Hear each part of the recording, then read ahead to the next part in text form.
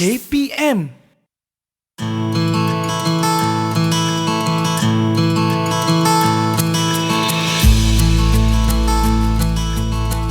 Hai, Assalamualaikum. Salam sejahtera. Anda sedang menyaksikan Didik TV KPM hari ini bersama-sama dengan saya Ria selaku hos anda untuk kita punya segmen Sukses SPM 2021. Apa khabar yang berada di rumah? Saya harapkan anda dalam keadaan yang sihat sejahtera hendaknya. Ingat, dalam tempoh sekarang ini penting untuk kita terus kekal mematuhi SOP. Ke mana jua kita pergi, apa jua yang kita lakukan, jangan lupa pakailah pelitup muka, face mask anda dengan betul. Jarak fizikal kena jaga kita bersama yang lain. Sekurang-kurangnya 1 meter dan kerap kali cuci tangan anda gunakan sabun dan juga air selama 20 saat. Dan jangan lupa untuk terus kekal memakai gel pembasmi kuman sebagai langkah pencegahan. Baik, hari ini saya tidak keseorangan. Ria akan bersama-sama dengan seorang cikgu. Nak tahu siapakah beliau? Jom kita saksikan.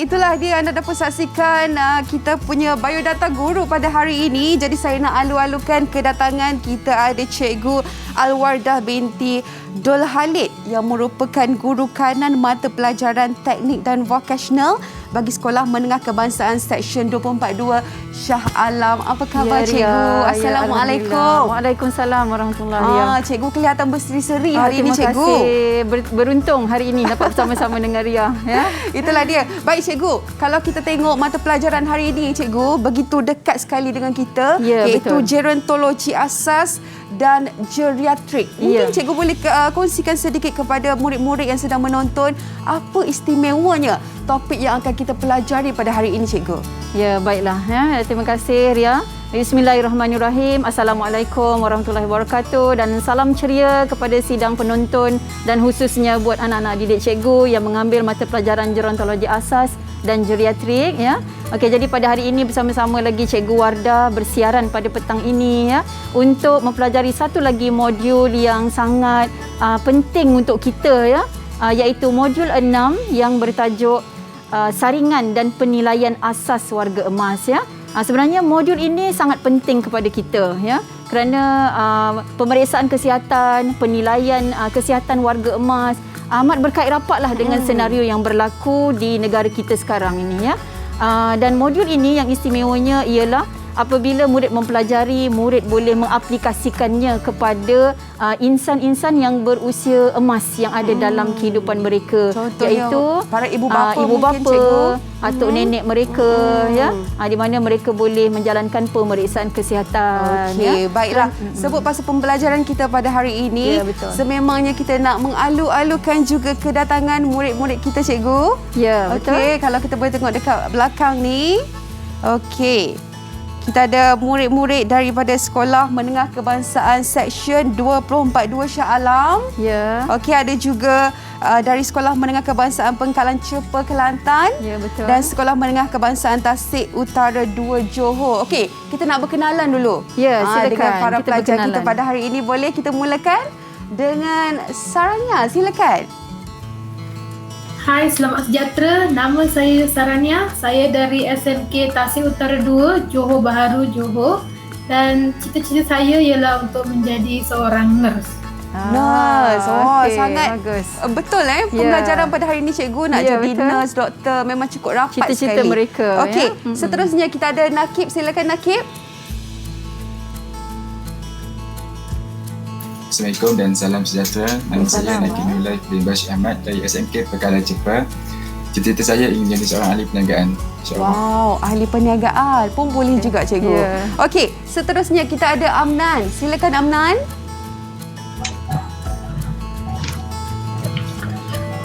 Salam sejahtera. Nama saya Amnan Hamdi bin Muhammad Iskandar dari SMK Pengkalan Cepa. Cita-cita saya adalah untuk mencari cikgu. Cikgu. Okey. Baik, Haikal silakan. Assalamualaikum dan salam sejahtera. Nama saya Muhammad Haikal bin Yusri dari SMK Pekanan Cepa. Cita-cita saya ingin menjadi seorang jururawat. Jururawat. Okey, seterusnya kita ada Nur Syaurah. Silakan memperkenalkan diri Syaurah. Assalamualaikum, nama saya Nur Syaurah Atika binti Muhammad Yunus. Saya dari SMK Syekh 242 Shah Alam. Cita-cita saya nak jadi seorang polis. Polis ya, Syaurah. Nampak ketegasan di situ Syaurah. Okey, dan yang terakhir sekali silakan Nurin. Hai, selamat sejahtera. Nama saya Nurin Zulaisyah binti Zulfakri. Saya dari SMK Seksyen 242. Cita-cita saya ingin menjadi pembantu jururawat. Okey. Alhamdulillah masing-masing sudah pun orang kata apa ni cikgu, dah ada cita-cita mereka tersendiri ya cikgu. Dan kita harapkanlah untuk pembelajaran pada hari ini insya-Allah kita dapat sedikit intipati supaya mereka terus berjaya di masa hadapan ya cikgu. Okey, sebelum tu, sebelum kita memulakan sesi kita pada hari ini, jom cikgu kita sanitasi tangan terlebih dahulu. Saya mulakan dulu ya cikgu. Okey. Baiklah, itu dia langkah pencegahan untuk kita mengelakkan penularan jangkitan COVID-19. Baik, kita kembali selepas ini. Jangan ke mana-mana.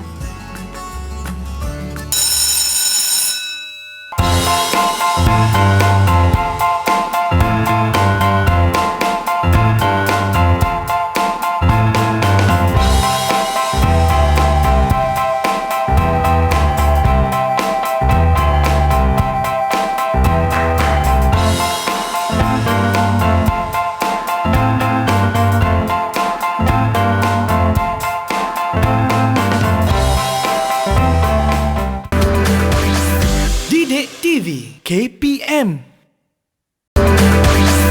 Didik TV KPM. Anda kembali bertemankan saya Ria, pastinya dalam Didik TV KPM untuk slot Sukses SPM 2021. Kita dalam mata pelajaran Gerontologi Asas dan Geriatrik bersama-sama dengan saya di studio. Kita ada Cikgu Alwadah binti Dul Halid yang merupakan guru di Sekolah Menengah Kebangsaan Seksyen 242 Shah Alam. Baik cikgu, sebelum kita memulakan sesi pembelajaran kita pada hari ini, kita nak tanya dahulu murid-murid yang berada di belakang kita ni cikgu, yang pastinya nak tanya pendapat. Boleh saya pilih cikgu? Ya, boleh. Sila. Okey, Nur Syaurah, mungkin boleh kongsikan apa pandangan Nur Syaurah tentang mata pelajaran kita pada hari ini. Silakan. Pandangan saya tentang modul 6 subjek gerontologi ni, antara sebab yang saya suka tentang modul 6 ni ialah saya dapat tahu perkara penting yang mungkin dapat dilakukan dalam kehidupan seharian. Contoh kalau ada emergency macam nenek saya hitam ke, saya boleh tolong ambilkan tekanan darah.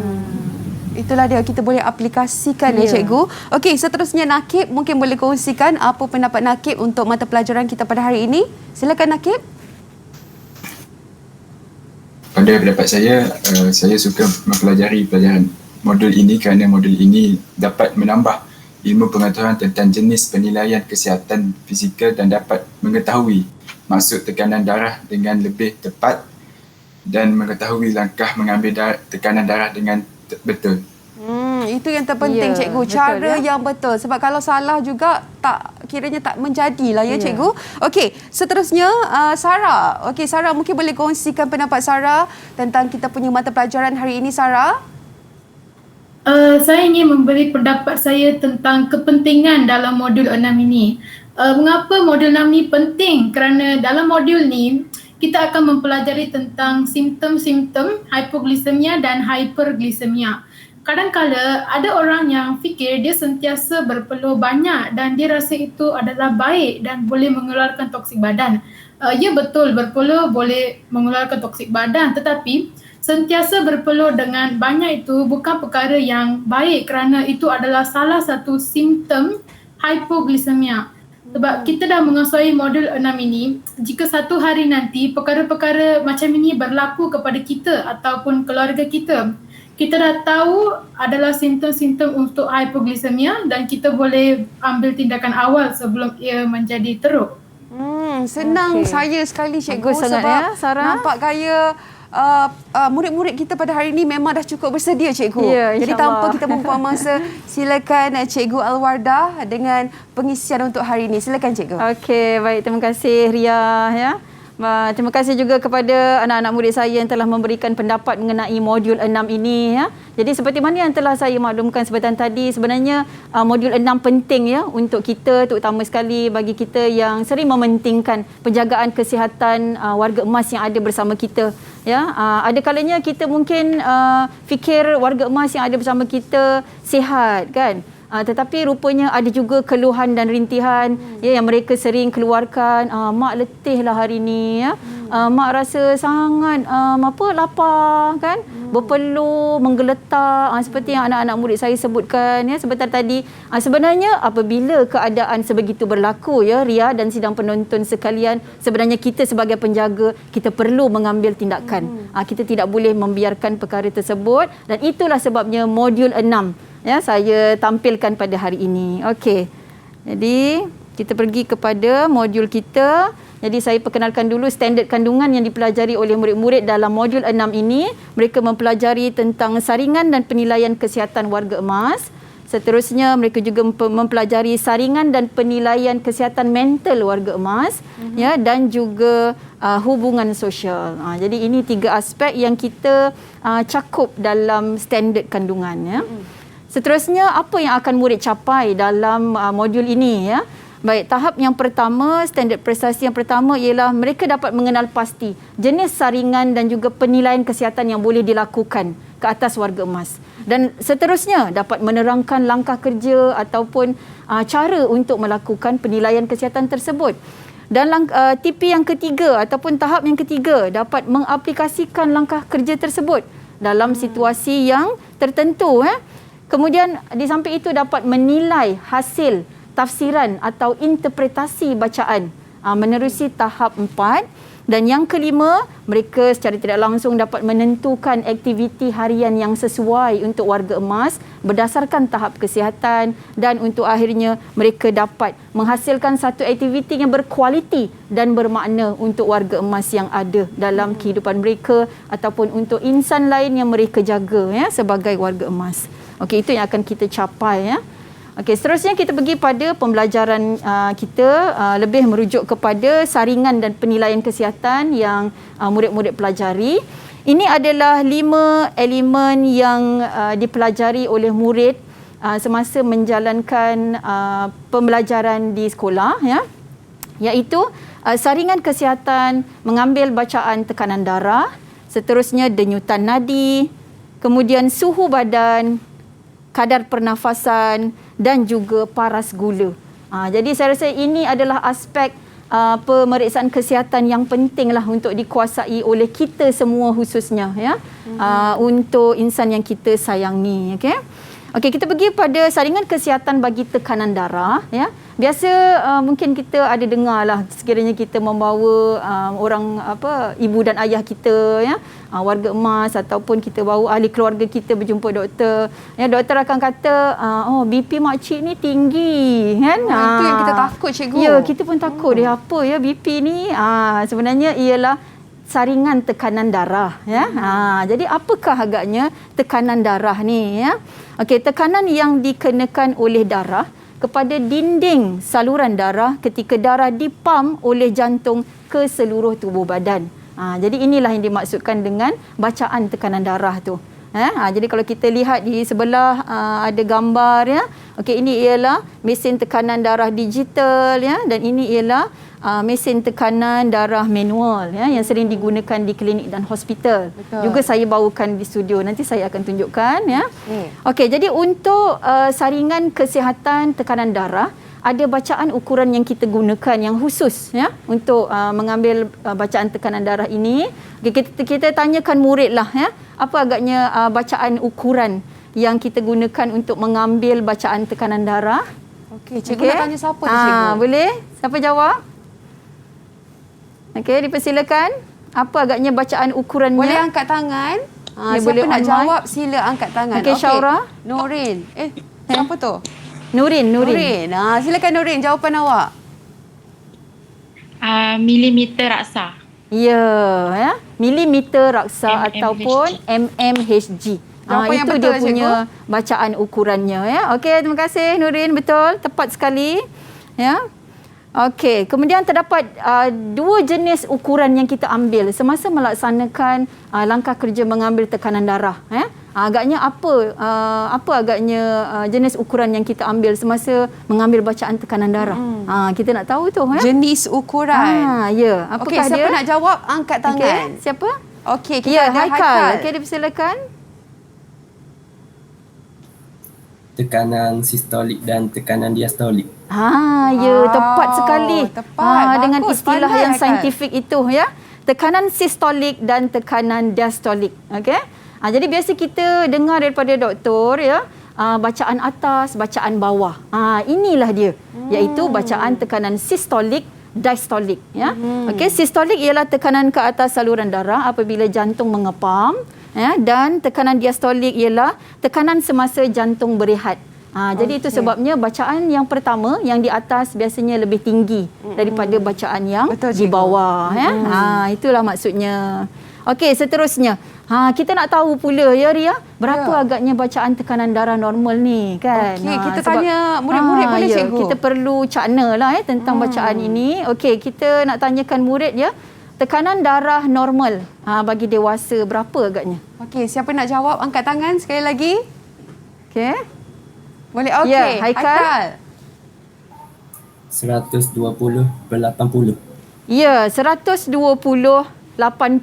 Okey, yang mana Haikal. sistolik, yang mana diastolik, Haikal? 120 sistolik, 80 diastolik. Ya, ini ialah sistolik 120 dan diastolik 80. Okey. Betul, tepat sekali.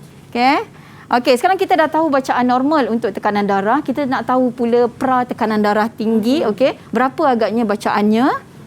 Pra tekanan darah tinggi berapa agaknya? Siapa nak jawab? Dia mesti lebih sikit daripada bacaan normal kan? Berapa tu? Okey, cuba jawab. Sarah boleh jawab, Murid? Sarah. Okey, dipersilakan. Silakan Sarah. Boleh.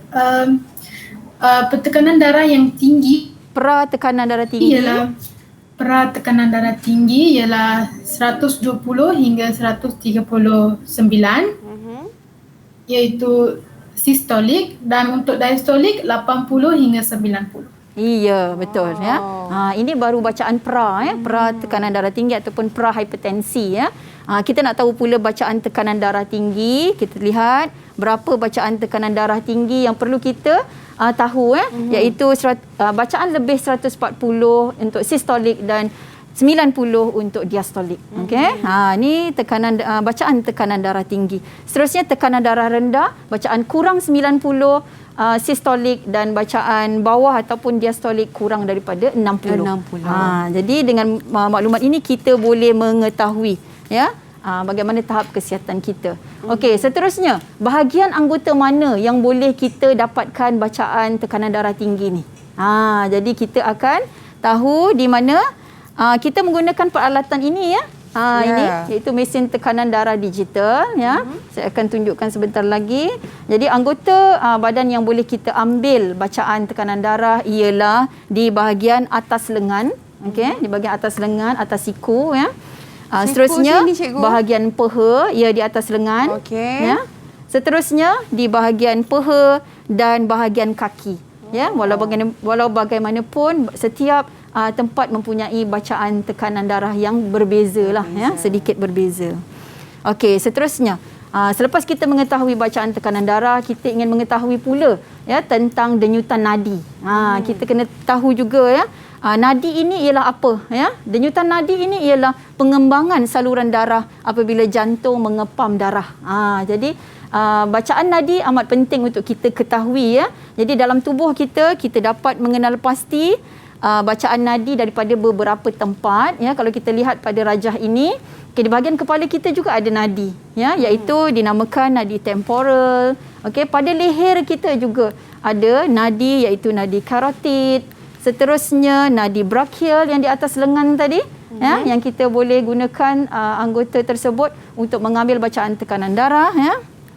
Seterusnya pada bahagian badan sebelah kiri, apical, lengan, radial dan seterusnya peha, femoral, ya, di bahagian belakang lutut, popliteal. Okey? Popliteal. Jadinya kita akan fokus mengambil bacaan denyut nadi pada nadi radial yang berada pada tangan kita, pergelangan tangan kita. Jadi di sini boleh dikesan nadi.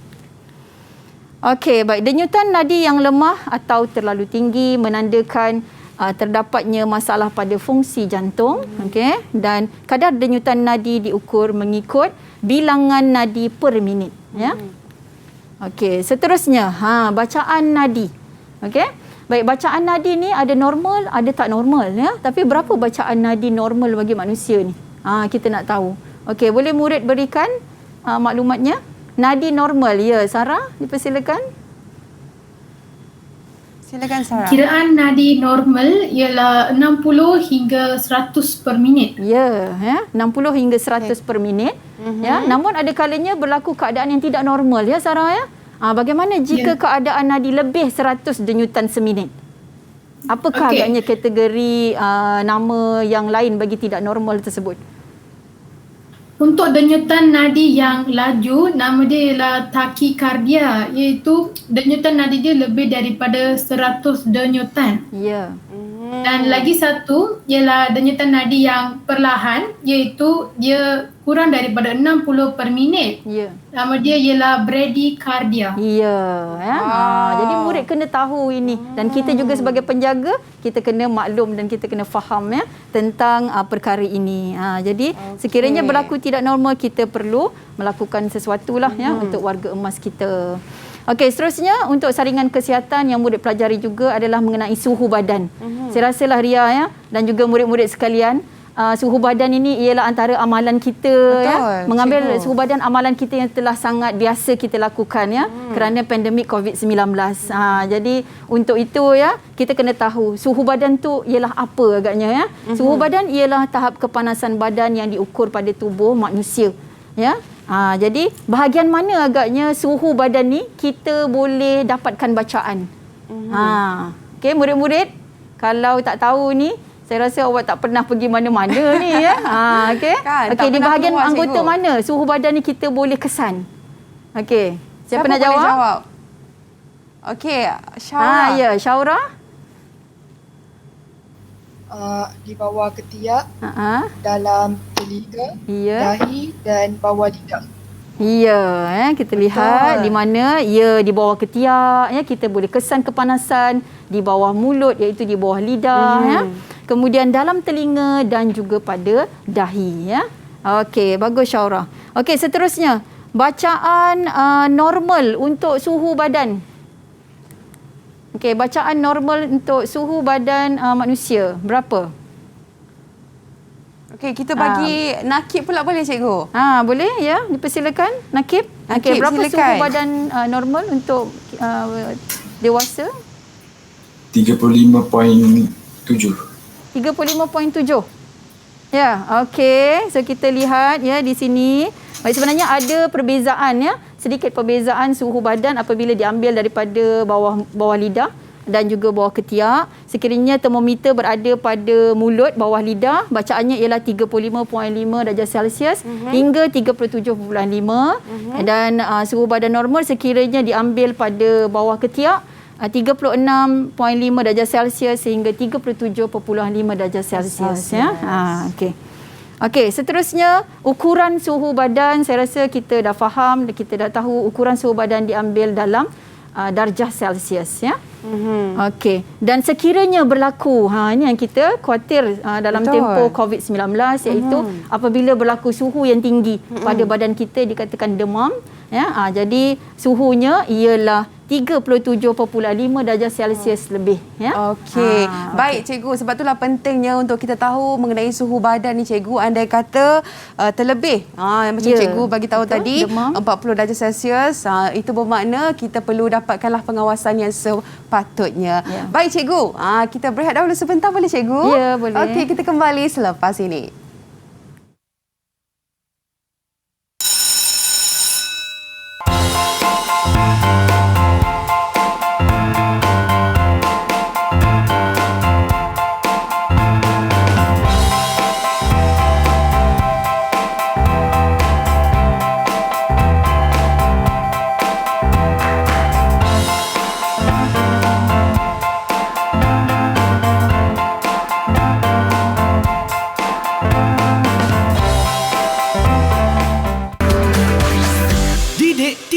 KPM.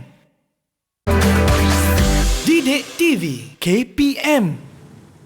Anda kembali bersama Ria dalam Didik TV KPM hari ini untuk slot sukses SPM 2021.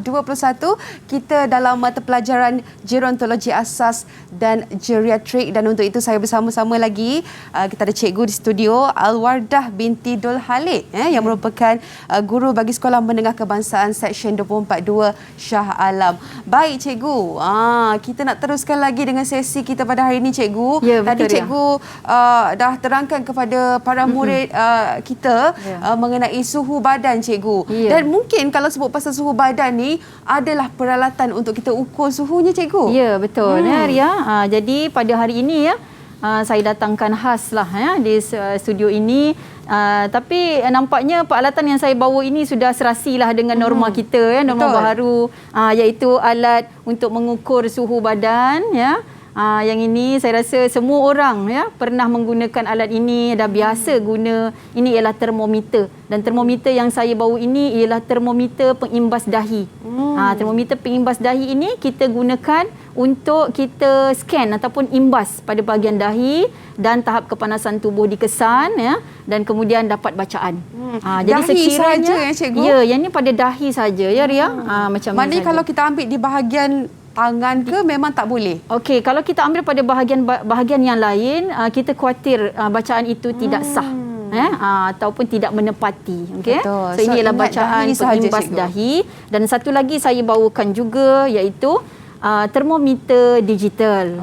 Termometer digital ini mungkin agak kurang digunakan di luar sana, di pasaraya seumpamanya, tapi kerap kita gunakan di rumah. Betul, khusus cikgu. untuk kegunaan ini harian untuk kita. Anak saya demam cikgu. Ya, betul Ria. Tanda dah panas sikit saya cek terus. Ya, ini antara alat keselamatan yang perlu kita simpan lah untuk keselamatan ahli keluarga kita, dan khususnya untuk warga emas yang ada dalam kehidupan kita. Okey.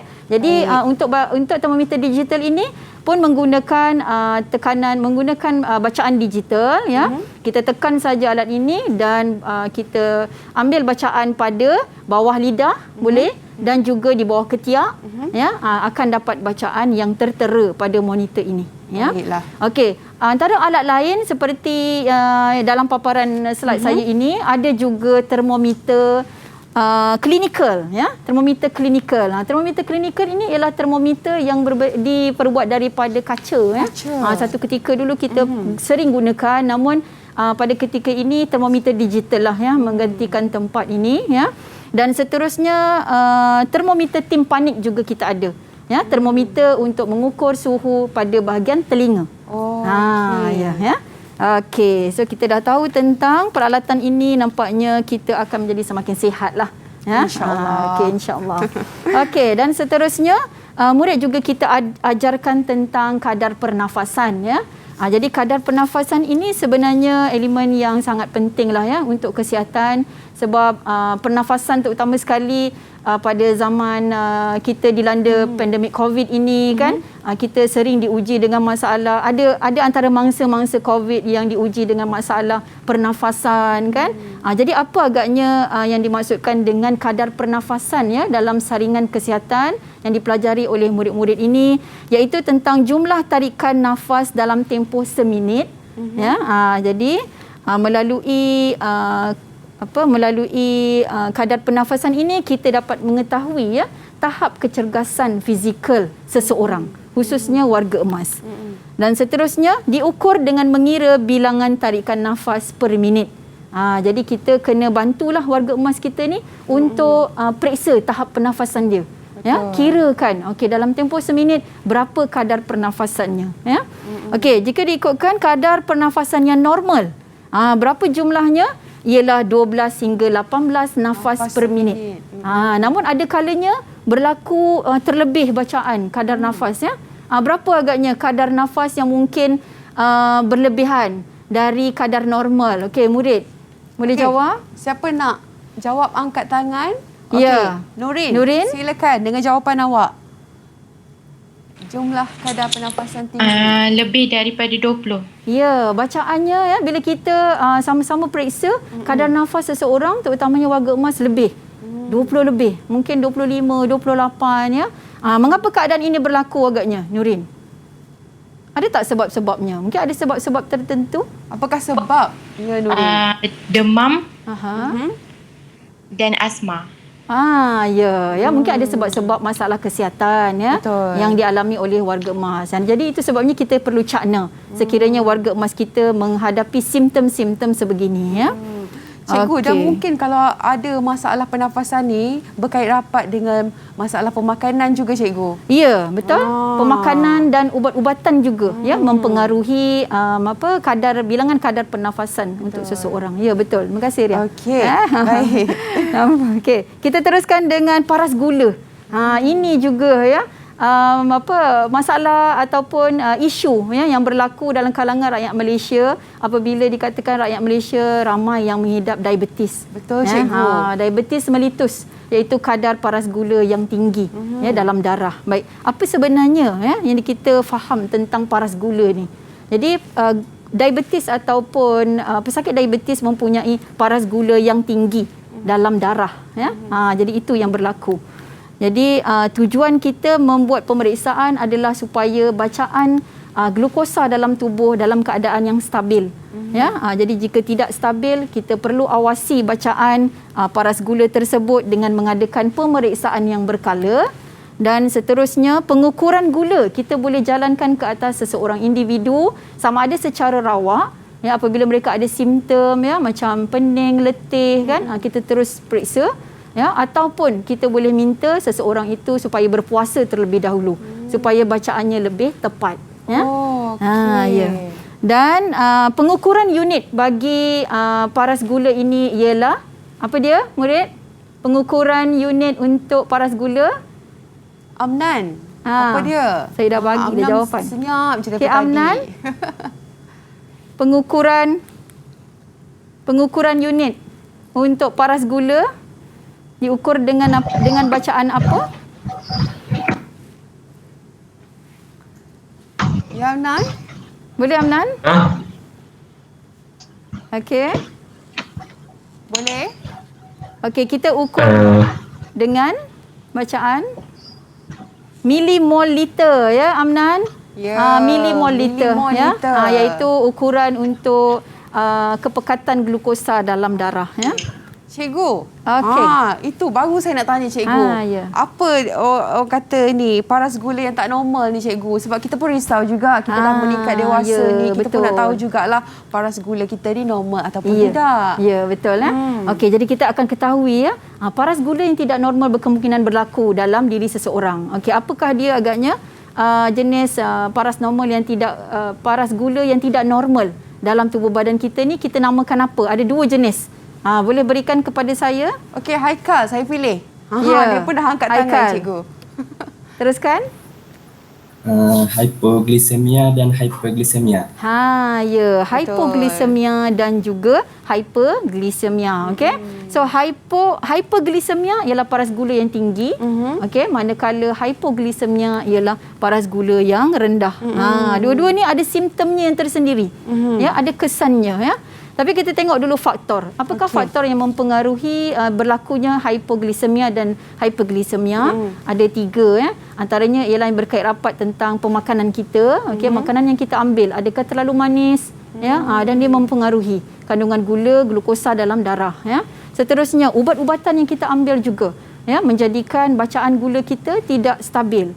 Dan seterusnya aktiviti fizikal harian yang kita jalankan ada kalanya mendorong berlaku ketidakseimbangan dalam gula dalam tubuh ya.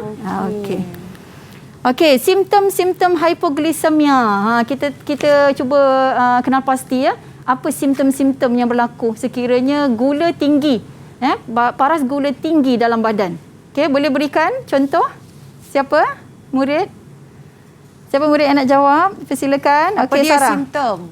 Bila kita paras gula tinggi ke rendah tu, cikgu? Ni hypoglycemia iaitu paras gula rendah. Rendah. Okey. Amnan. Sarah. Sarah. Okey, Sarah, silakan Sarah. Hypoglycemia yang saya mengatakan semasa pendapat saya tu, kita akan berpeluh, letih, sakit kepala dan menggeletar, berdebar juga. Okey, saya dah berikan sedikit ya. beberapa panduan simptom hypoglycemia. Okey, Sarah ada tambah tadi sakit kepala. Ya, menggeletar, berpeluh, okey, berdebar-debar. Ini simptom dia. Jadi sekiranya gula rendah, sekiranya berlaku, jadi penjaga ataupun warga emas perlu tahu bermakna kita perlu melakukan sesuatu, ya. Okey. Ada juga kesan ataupun simptom hypoglycemia pun ada juga, ya. Jadi kita nak tahu apa simptom hypoglycemia sekiranya seseorang mendapat hypoglycemia ni. Okey, boleh murid? Paras gula tinggi. Ya, paras gula tinggi dalam tubuh. Okey. Silakan. Kita ada Amnan lah tadi, cikgu. Dipersilakan jawab. Amnan boleh jawab tak, Amnan? Okey. Boleh. Apa dia simptom hyperglycemia? Dia akan orang yang ada hyperglycemia akan rasa lapar, dia akan rasa letih, dan sangat dahaga, dan mulut dan kulit dia akan kering. Ini simptom-simptomnya, ya. Okey. So seterusnya kesan, ya. Kesan hypoglycemia, okey. Jadi kita lihat kesan hypoglycemia sekiranya gula rendah, kita boleh dapati ada berlaku risiko pengsan, keliru, penglihatan kabur dan juga sawan, ya. Dan sekiranya hyperglycemia iaitu gula tinggi dalam darah akan mengundang, ya, kegagalan buah pinggang, masalah mata, penyakit jantung dan juga mungkin berlaku pemotongan anggota. Okey. Jadi ini yang kita risaukan. Itulah penting, cikgu. Kita kena jaga kesihatan. Kita kena tahu, kalau boleh elakkan makan makanan manis. Nak makan boleh, cikgu, tapi bagi Ria jangan terlalu banyak kuantitinya. Jangan terlalu berlebihan lah. Berlebihan kuantitinya. Okey, cikgu. Okey, jadi untuk unit yang seterusnya 6.1.4 ini kita akan tunjukkanlah, ya, langkah kerja. Langkah kerja untuk mengambil bacaan tekanan darah. Hari ini saya bawakan mesin tekanan darah digital. Okey, ya. Ini ialah mesin tekanan darah digital yang digunakan oleh murid-murid semasa amali, ya. Jadi saya nak minta bantuan murid lah, ya, untuk bacakan langkah kerja. Ini sebenarnya adalah amali yang murid-murid jalankan. Langkah kerja kita sebenarnya menjurus pada 4 aspek ini, iaitu yang pertama menyediakan peralatan, ya, seperti yang saya sediakan sekarang ini. Kemudian ada langkah kerja sebelum, semasa dan selepas. Ya, okey. Ada murid yang boleh bantu saya untuk saya tunjukkan peralatan ini digunakan pada lengan saya. Okey, dipersilakan. Okey, siapa nak tolong? Okey, siapa yang nak tolong? Syaura. Okey, Syaura. Okey. Pertama sekali memberitahu warga emas tentang langkah kerja yang akan dilakukan. Ya, seterusnya. Kedua mencuci tangan dengan bersih. Ya, kemudian langkah kerja semasa, Syaura? Langkah kerja semasa? Melipat dengan baju pesakit warga emas. Ya, melipat, ya, sepatutnya dilipatkan. Kemudian pasang undi kuf yang kempis di atas arteri brachial. Okey, saya pasangkan, ya, begini. Ada arteri apa tadi? Syaura, ya, brachial. Okey, begini keadaannya. Kemudian membalut undi curve 2.5 cm atas dari siku. Okey. Tiup harus lari dengan lengan depan dan jangan balut terlalu longgar atau terlalu ketat. Ya, betul.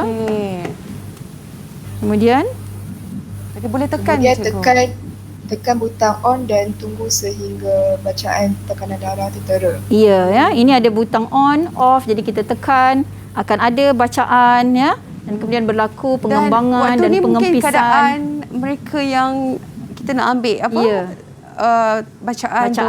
Macam mana keadaan dia, cikgu? Okey, keadaan orang yang akan kita uruskan tersebut mesti dalam keadaan yang tenang. Ya, mereka tidak boleh selepas mandi. Seelok-eloknya 20 minit selepas melakukan aktiviti tersebut. Maksudnya keadaan orang yang ingin kita uruskan itu dalam keadaan yang rehat. Ya, okey. Jadi selepas mendapat bacaan, apa yang kita perlu buat, Syaura? Menekan butang off setelah tekanan darah diperoleh. Ya, kemudian menanggalkan penyambung tiup dan mengempiskan body curve dan keluarkan daripada lengan warga emas. Ya. So kita buka semula dan langkah kerja menyimpan, ya. Okey. Baiklah, itu dia langkah-langkah cikgu dah pun tunjukkan kepada kita tadi cikgu. Jadi penting untuk kita yang mana mungkin tinggal bersama para ibu bapa dan juga warga emas, contohnya datuk, nenek kita. So inilah langkah-langkah yang kita perlu tahu untuk membantu mereka di masa akan datang. Baik cikgu, kita berehat dahulu sebentar. Kita kembali lagi selepas ini.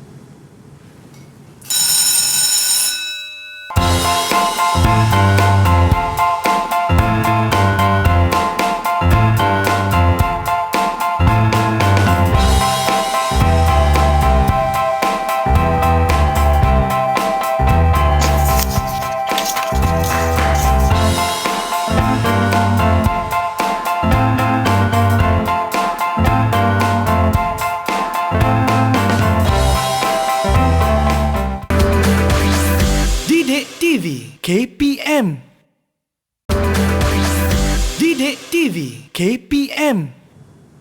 Baik, anda kembali bersama Ria dalam Didik TV KPM untuk kita punya slot sukses SPM 2021 untuk mata pelajaran Gerontologi Asas dan Geriatrik. Baik, sebelum tu saya nak dapatkan saya nak berkongsi dengan anda antara kita punya bilangan kes harian pada hari ini bagi COVID-19 bertarikh 6 Oktober 2021 adalah sebanyak 9,380 kes. Jadi sekali lagi penting untuk Ria ingatkan kepada anda, ke mana jua anda pergi, apa jua yang anda lakukan, terus patuh pada SOP yang telah pun ditetapkan.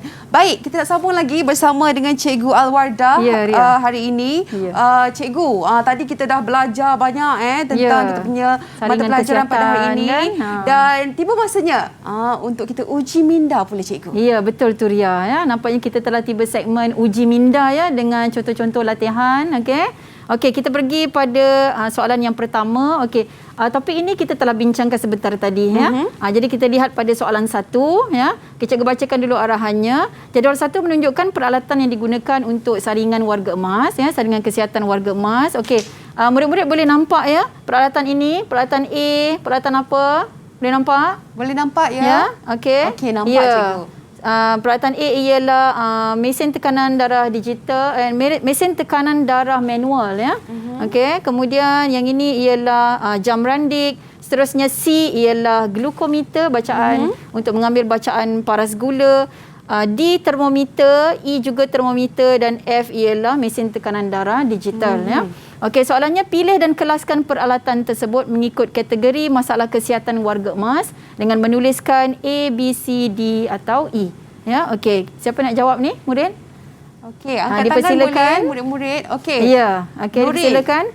Okey, kita ada simptom demam, diabetes dan sakit jantung. Okey, sekarang kita kelaskan peralatan apa yang kita guna untuk memeriksa membuat saringan demam. Untuk demam kita gunakan D. Termometer timpanik. Yes, tepat, betul. Seterusnya dan iaitu termometer manual. Ya, manual atau termometer klinikal Okey, diabetes kita guna alat apa? Diabetes. Siapa boleh jawab? C. Okey, C ini ialah alat yang kita namakan glukometer Okey, untuk sakit jantung, sakit yang berkaitan dengan jantung Okey. Alatnya ialah Nurin, silakan. Nurin. A. Okey, mesin tekanan darah. Kemudian B. Okey, B iaitu jam randik untuk kadar pernafasan tadi yang kita ukur, dan F mesin tekanan darah digital. Okey, bagus Nurin. Terima kasih. 6 markah. Okey, seterusnya soalan 2. Kita rujuk soalan 2 Rajah 2 menunjukkan bacaan pengukuran bagi saringan kesihatan, juga berkait dengan apa yang kita telah pelajari. Bacaan ukurannya ialah yang pertama A, darjah Celsius, B, milimeter raksa dan C ialah milimoliter.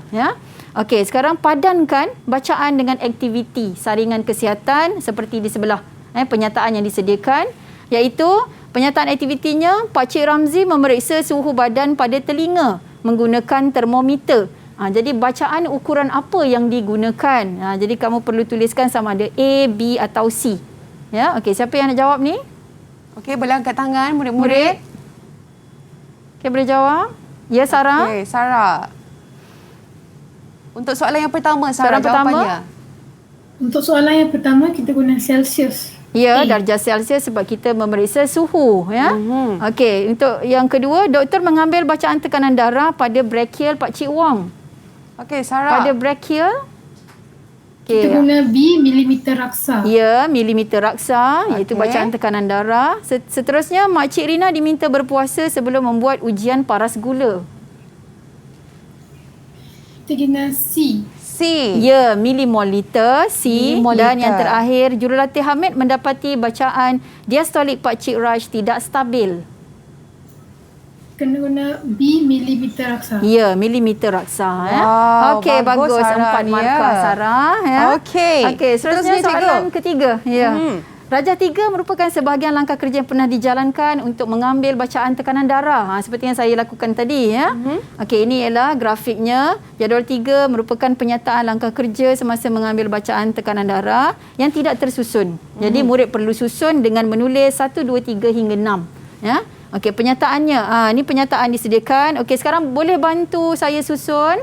Siapa yang nak bantu saya susun langkah kerja ini? Persilakan. Kita ada 6 markah kat situ, Ya, ada cikgu. 6 markah di sini. Ya, kita lihat ada 6 markah. Okey, boleh? Murid? Okey. Dipersilakan. Haikal, boleh tolong susun Haikal. Oh, okey, Amnan. Okey. Amnan? Okey, Amnan, silakan. Yang pertama. Turutan dia apa dia, Haikal? Haikal pula. Amnan. Okey, Amnan, yang mana? Nombor 1 ialah menyambung pundi kaf kepada lengan. Yang Okey. pertama. Adakah betul yang pertama itu? Amnan, cuba lihat semula. Tadi mula-mula sekali saya buat apa semasa tanggungjawab semasa? Langkah kerja semasa, saya ambil alat ini, apa yang saya buat tadi? Apa yang cikgu lakukan tadi?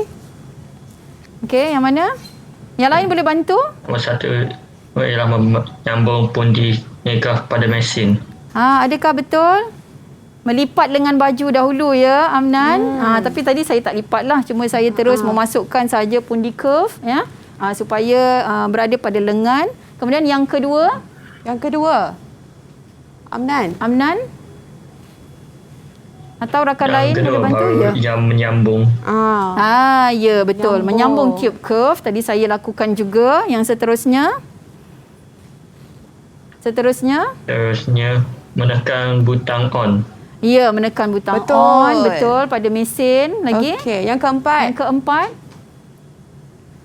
Lepas tu menekan off. Betul. Ya, menekan off. Kemudian seterusnya yang kelima.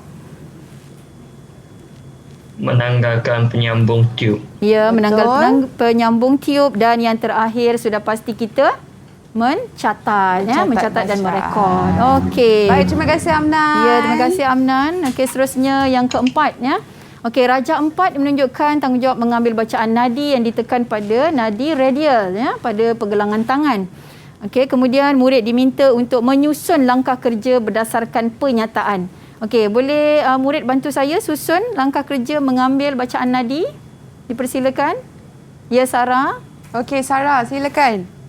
Langkah yang pertama. Terus susun, kita kenal pasti langkah pertama dulu ya. Kemudian untuk step ini kita sebenarnya murid telah diberikan clue ya atau hint supaya mereka dapat kesan langkah 1 dan langkah terakhir. Kerana ini ialah amali mereka. Okey, dipersilakan Sarah langkah 1. Langkah 1, kita perlu mencuci tangan sebelum menyentuh warga emas, iaitu C. Ya. Seterusnya Langkah kedua ialah langkah B. 5. Langkah 5. Langkah 5. Langkah 5 ialah untuk merekodkan pengiraan dalam borang catatan tanda. Yes, ya. Kita dapat kesan merekod itu ialah langkah kerja yang terakhir. Seterusnya langkah 2. Langkah kedua ialah meletakkan tangan warga emas dengan tapak tangan menghadap ke atas. Ya.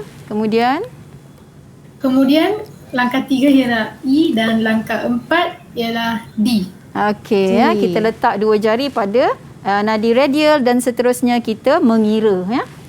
Okey. Okey, terima kasih Sarah ya. Okey, seterusnya ya. Untuk soalan yang kelima, tandakan right okey bagi penyataan ini. Baik, siapa murid yang jawab? Penyataan pertama. Ini ialah penyataan untuk mengambil bacaan tekanan darah okey. So jadinya kita lihat pada pernyataan yang pertama, adakah betul pernyataan ini ya? Diukur dengan ukuran milimeter raksa, betul ke salah? Okey, kita minta Nurin. Betul ke salah Nurin? Sila jawab. Nurin, silakan Nurin. Betul atau salah? Betul ke salah? Betul. Ya, betul. Betul. Okey. Seterusnya, pernyataan kedua, bacaan diambil pada mulut, ketiak dan dahi. Betul ke salah? Salah. Okey, salah. Tapi kita tak tanda apa-apa sebab yang diminta hanyalah tanda right saja ya. Okey, kemudian tekanan diastolik ialah bacaan semasa jantung berehat antara dua pengepaman. Betul. Okey, betul. Kemudian diukur dengan bacaan milimol liter. Betul ke salah? Salah. Salah ya. Okey, seterusnya membalut pundi kuf 2.5 cm dari atas siku. Betul. Ya, betul. Seterusnya jumlah tarik nafas diukur dalam tempoh seminit. Salah. Salah. Ya, tak perlu tulis apa-apa. Kemudian tekanan yang dikenakan oleh darah kepada dinding salur darah apabila darah dipam oleh jantung. Jawapan dia? Betul. Betul. Ya, dan yang terakhir sistolik ialah tekanan ke atas salur darah apabila jantung mengepam darah. Okey. Betul ya jawapannya. Betul. Baiklah. Terima kasih Cikgu Alwarda di atas perkongsian pembelajaran kita pada hari ini untuk mata pelajaran gerontologi asas dan geriatrik. Saya pasti murid-murid sudah pun mendapat sedikit pembelajaran pada hari ini untuk diaplikasikan di masa akan datang juga sebab pentingnya untuk kita menjaga warga emas yang mana kita tahu mereka memerlukan lebih perhatian daripada kita. Sekali lagi terima kasih Cikgu dan juga murid-murid. InsyaAllah kita jumpa lagi di masa akan datang. Assalamualaikum warahmatullahi wabarakatuh. Okey, terima kasih.